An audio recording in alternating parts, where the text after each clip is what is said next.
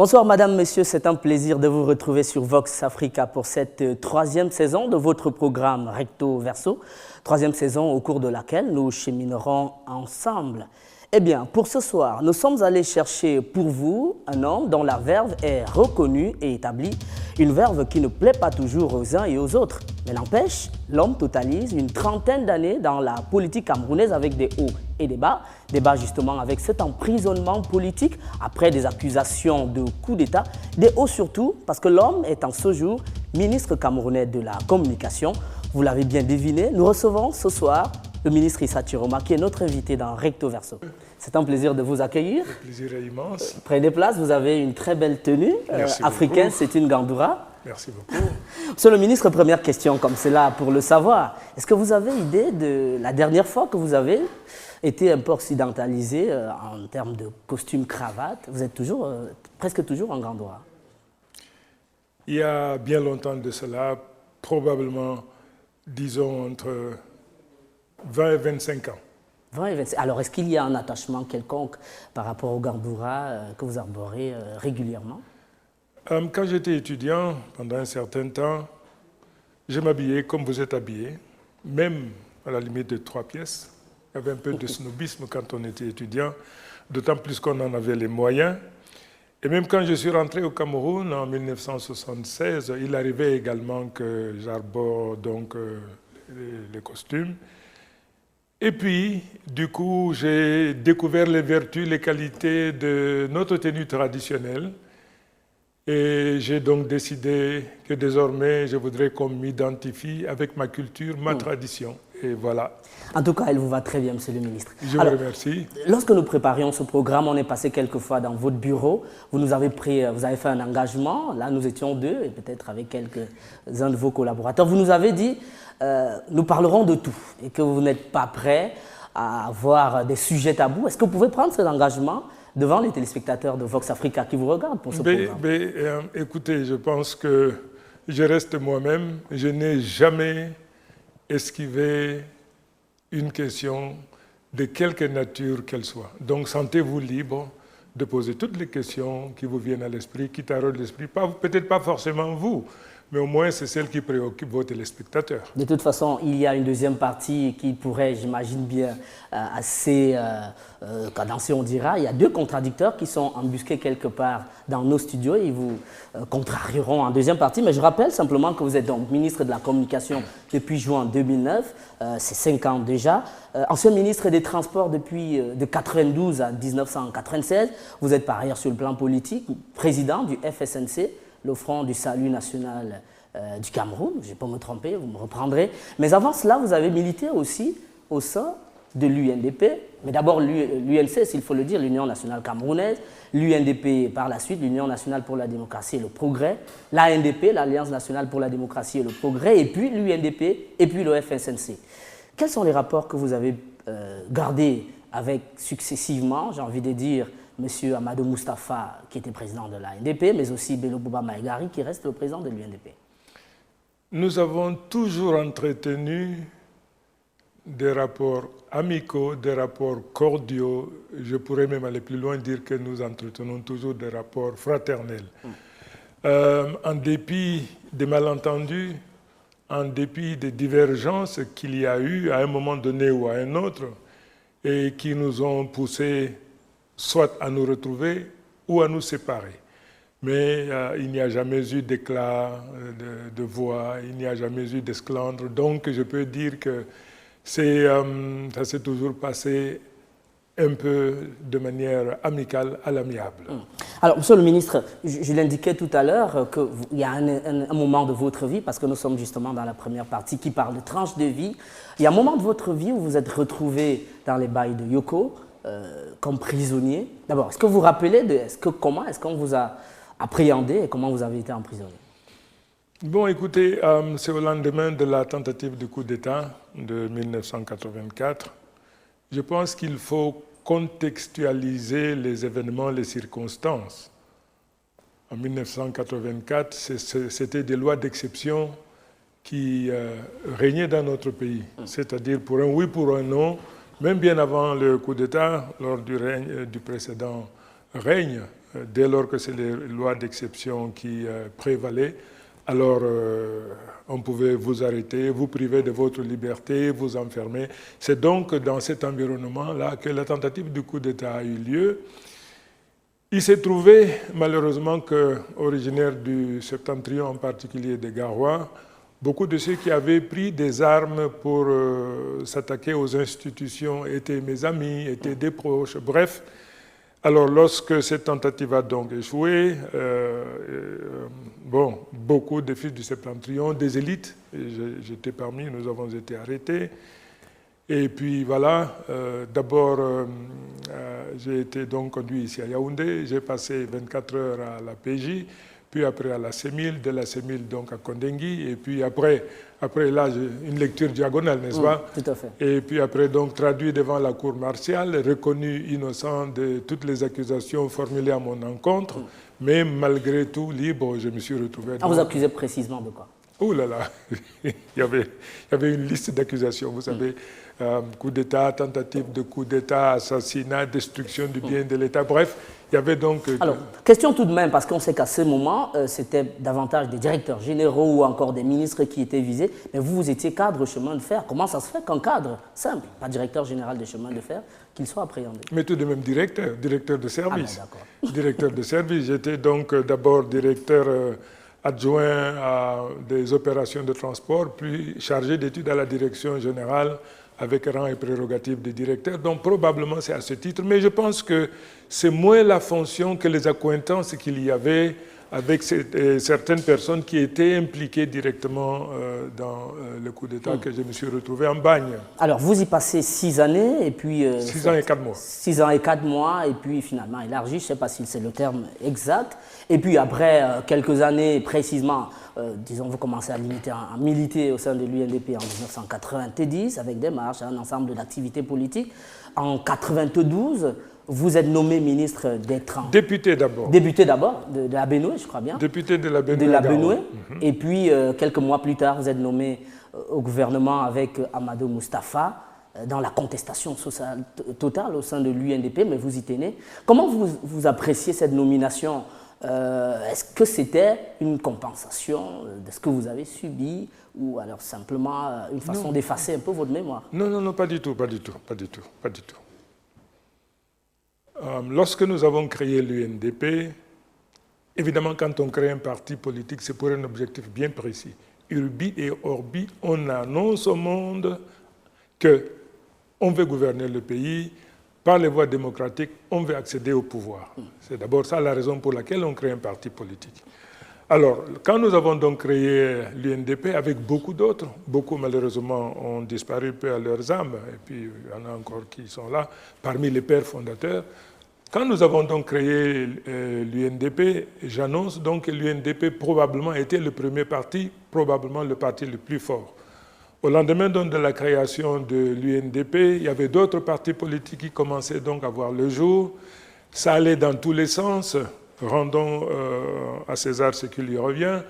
Le bâtonnier Yondo Black a pensé qu'il fallait mettre en place donc une structure de coordination de l'ensemble des partis politiques qui venaient à naître au jour le jour. C'est donc dans ce cadre-là que moi, en tant que représentant donc de l'UNDP, puis résident à Douala, et puis parce qu'on se connaissait, Yondo a toujours été un ami, nous avons donc conçu l'idée de mettre en place la coordination des partis politiques de l'opposition. D'accord.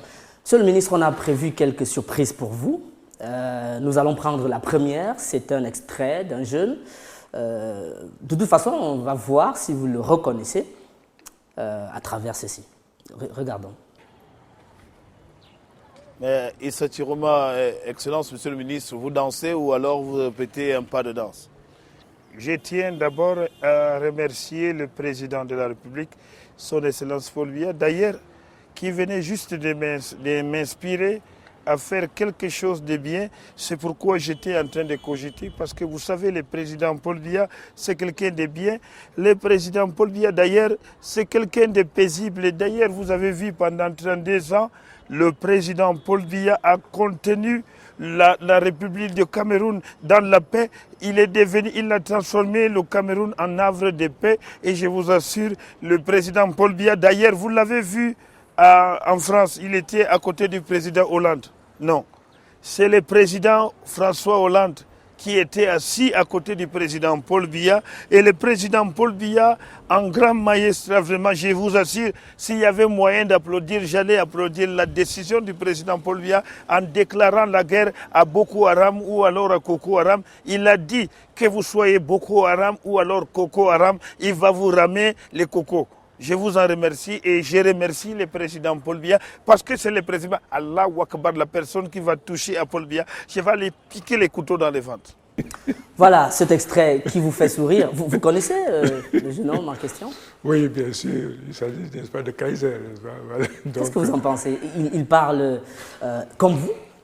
Il a un timbre vocal qui est tout au moins proche du vôtre.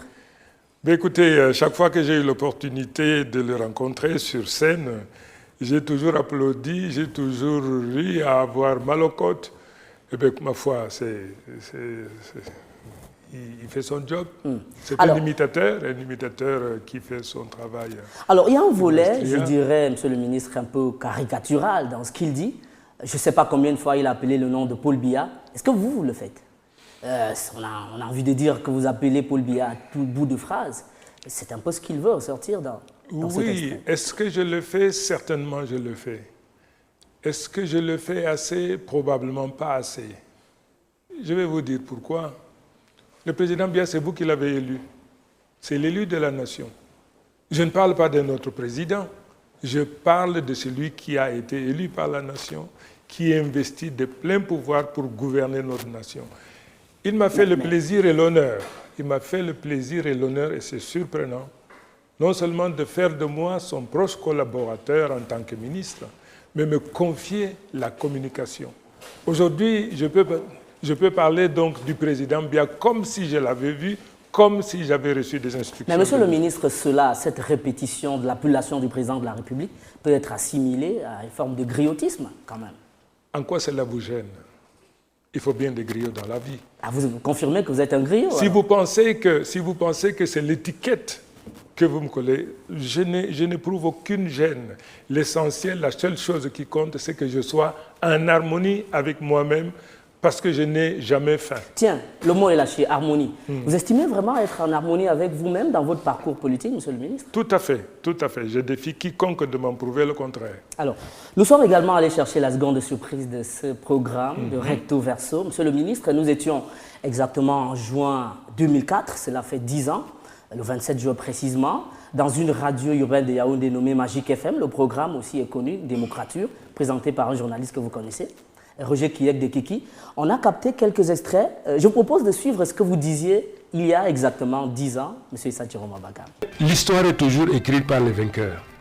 L'histoire de cette période jusqu'à présent n'a été écrite que par les turiféraires du régime, par les inconditionnels de M. Biya, par les gens qui lui sont redevables, qui lui font des clins d'œil et qui par conséquent jetaient l'anathème sur le président Ahidjo, le voué hégémonie. Tous les collaborateurs du président Ahidjo sont morts misérables.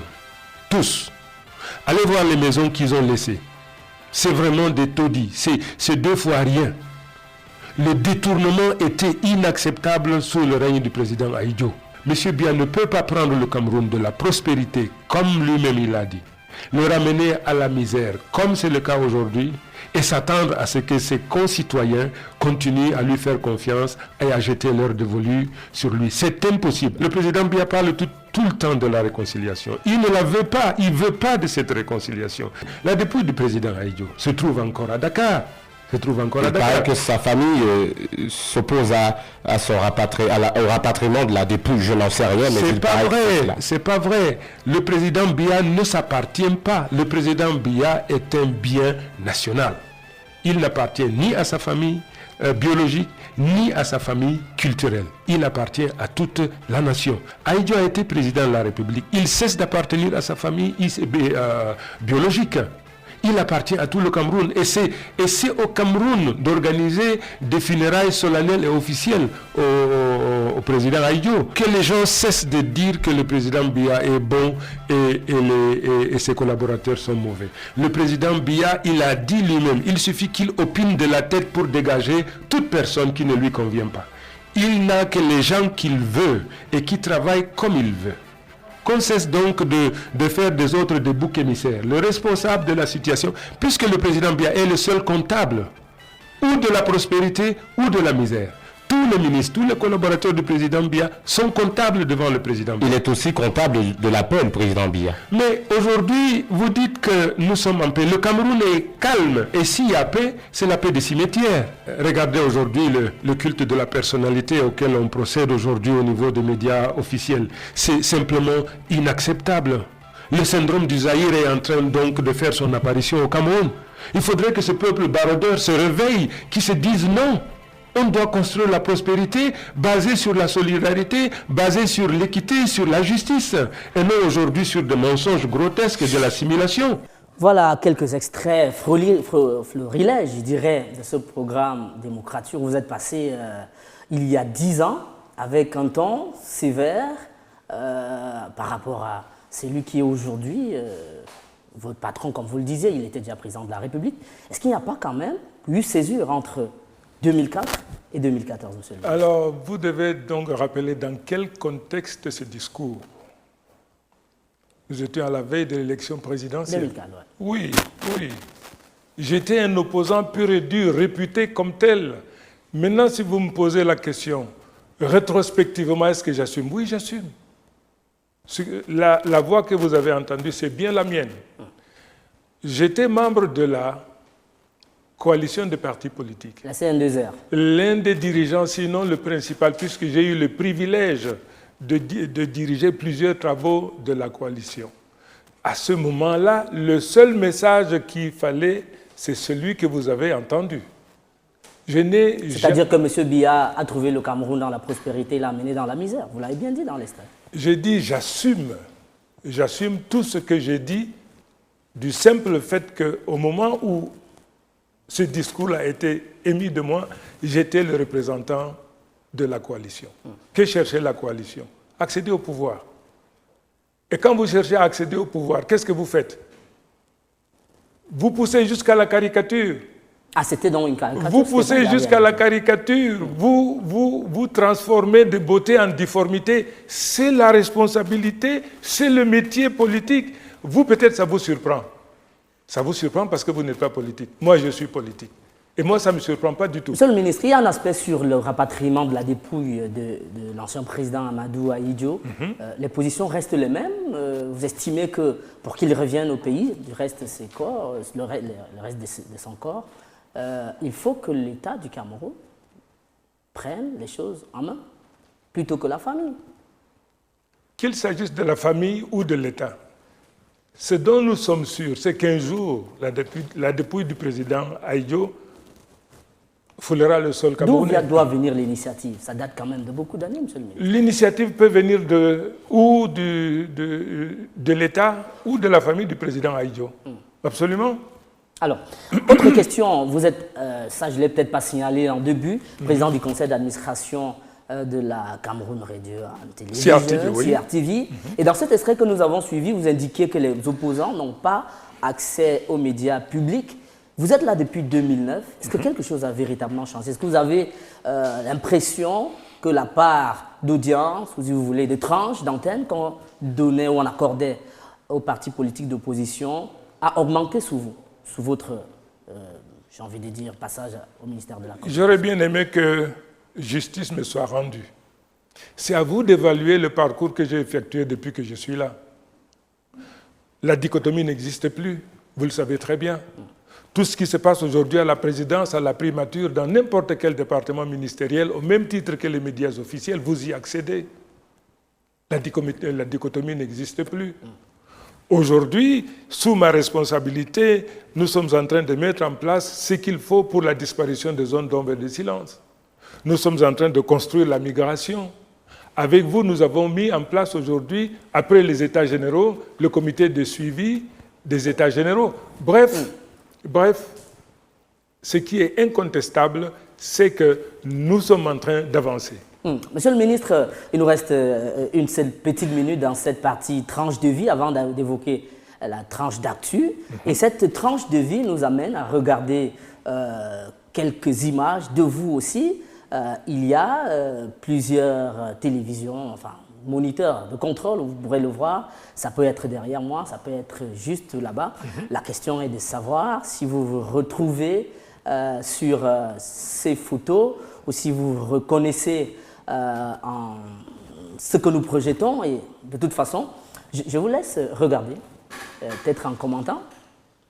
Alors, je vais vous aider. Nous étions là justement à l'école publique de Bastos lors de la présidentielle de 2011 et on reconnaît bien que vous êtes face à l'ancien ministre d'État Marafa Hamidou Yahya. J'avais beaucoup de peine à le reconnaître, mais là, maintenant que vous l'avez dit, ça y est, je le fixe, bien sûr. Alors, confidence entre membres du gouvernement, convivialité peut-être, ou alors juste pour les caméras? Je ne sais pas ce qu'on se disait, mais je voudrais que vous reteniez une chose, il n'y a jamais eu animosité entre Marafa et moi. Je n'ai jamais eu de problème, et aujourd'hui encore, je le clame, je le dis, personnellement, je n'ai jamais eu de problème avec le ministre Marafa. Donc, il n'y a Même aucune... lorsqu'il vous a un peu épinglé lors de ses sorties des lettres qu'il a publiées. J'ai dit, vous parlez de cette photo. Vous parlez de cette photo, à ce moment précis, je n'avais aucun problème. Vous savez, c'est à partir de ces lettres que je découvre qu'il avait des inimitiés, voire de l'aversion, sinon de la haine vis-à-vis de moi. Mais sinon, à l'heure où je vous parle, qu'est-ce qui peut m'opposer au ministre Marafa? Nous ne sommes pas du même parti politique. D'accord. Monsieur le ministre, c'est peut-être nous ne poursuivons pas les mêmes objectifs. Donc, une manière donc de vous dire que non, rien ne m'a jamais opposé à lui. En revanche, je découvre donc, à travers ses correspondances, la place qu'il me réservait dans son cœur. D'accord. Je voudrais qu'on évoque un aspect qui est un peu actuel. Le Cameroun est secoué par une forme de nébuleuse, j'ai envie de dire, la question de Boko Haram, la secte islamiste, qui sévit au Nigeria, mais qui, depuis quelque temps, a commencé également à sévir au Cameroun avec des enlèvements. Nous en sommes peut-être à, on a envie de dire 13 ou 14, je n'ai pas le chiffre exact, mais en tout cas, quelque chose comme 11 personnes qui ont été enlevées dans la partie septentrionale, que vous maîtrisez un peu bien. La dernière nouvelle est la libération des 3 religieux, donc les 2 prêtres italiens et puis la canadienne. Première chose, c'est une libération qui vous soulage un peu, vous, en tant que ministre de la Communication, en tant qu'originaire de cette région septentrionale, en tant que Camerounais, globalement. Et vous, ça ne vous soulage pas? Moi, je vous pose la question pour savoir. J'ai l'idée de ce que je pense précisément. Plus que le soulagement, c'est vraiment de la satisfaction. La vie de 3 personnes était en jeu. C'était des bienfaiteurs, il reste encore des bienfaiteurs de l'humanité, puisque là où ils sont, ils apportent aux âmes dans le besoin ce dont elles ont besoin pour grandir, pour s'élever, pour comprendre le pourquoi et le comment de l'existence. Et c'est donc ceux-là qui ont été enlevés. Comment voulez-vous que leur récupération, leur libération ne me fasse pas plaisir? Le plaisir est immense, bien sûr. Alors, Monsieur le ministre, c'est un phénomène qui a créé plusieurs interprétations.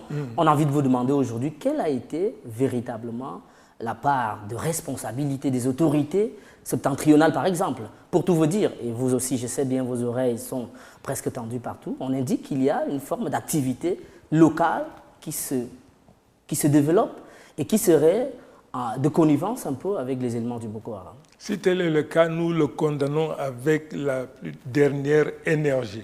C'est inacceptable, c'est incompréhensible, inacceptable. Et toute la classe politique, les autorités traditionnelles sur place et partout ailleurs, comme un seul homme, devaient condamner une telle attitude, un tel comportement qui est inacceptable. Maintenant, vous l'affirmez de manière tonitruante. Il faut le prouver. Ce ne sont que des présomptions, ce ne sont que des allégations. Ce dont je suis sûr, c'est que si d'aventure c'était établi, seront arrêtés et mis hors état de nuire. Que font les élites du septentrion pour essayer d'enrayer? Mais enfin, ce n'est pas des policiers, ce n'est pas des militaires, ce n'est pas des gendarmes.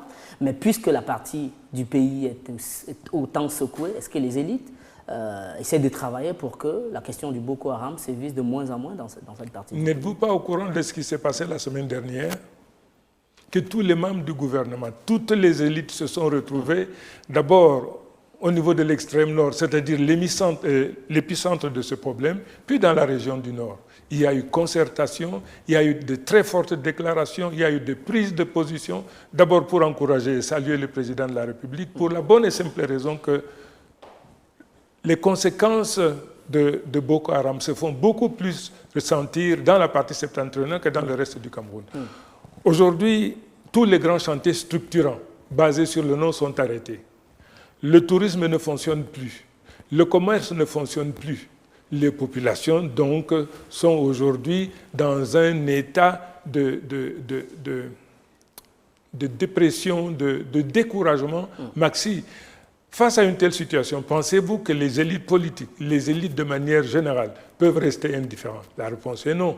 C'est pour cette raison, en plus de saluer ce que le président de la République vient de faire, comme un seul homme, nous sommes décidés à lui apporter, mais apporter à nos forces de défense et de sécurité le soutien dont elles ont besoin pour nous permettre à nous tous de neutraliser, puis bouter hors de nos frontières Boko Haram et ses affidés.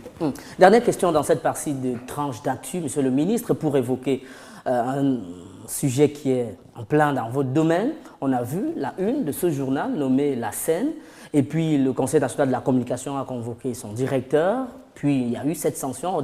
D'abord, le journal a été reconnu, et même son directeur de publication, d'avoir effectivement porté atteinte, on a envie de dire comme ça, aux autorités ivoiriennes. Et pour les 6 prochains mois, La Scène ne devrait pas paraître. On vous a vu vraiment irrité, comme la plupart des Camerounais, même les confrères d'ailleurs, par rapport à ces écrits. D'abord, 6 mois de suspension du journal, suffisant pour vous? Pas assez, pas assez. Vous savez, lorsqu'un journaliste, en dépit de l'éthique et de la déontologie, se permet un tel comportement, c'est toute la profession qui devait le bannir, parce que c'est un discrédit difficile à racheter qu'il a jeté sur l'ensemble de la profession. Ce comportement est intolérable, ce comportement est inacceptable. Je ne voudrais pas m'immiscer dans le jugement, la manière dont le Conseil national de la communication a procédé, mais j'ai dit que ce journaliste-là, pour avoir franchi ce Rubicon par votre profession, aurait dû être carrément banni. D'accord. Monsieur le ministre, nous allons marquer une petite pause, et cette pause va nous amener à ce second plateau de Recto Verso. Vous aurez l'occasion, les téléspectateurs aussi, de découvrir ce qui sont vos 2 contradicteurs pour cette seconde partie de l'émission. Madame, Messieurs, petite pause, nous nous retrouvons juste après. À tout de suite.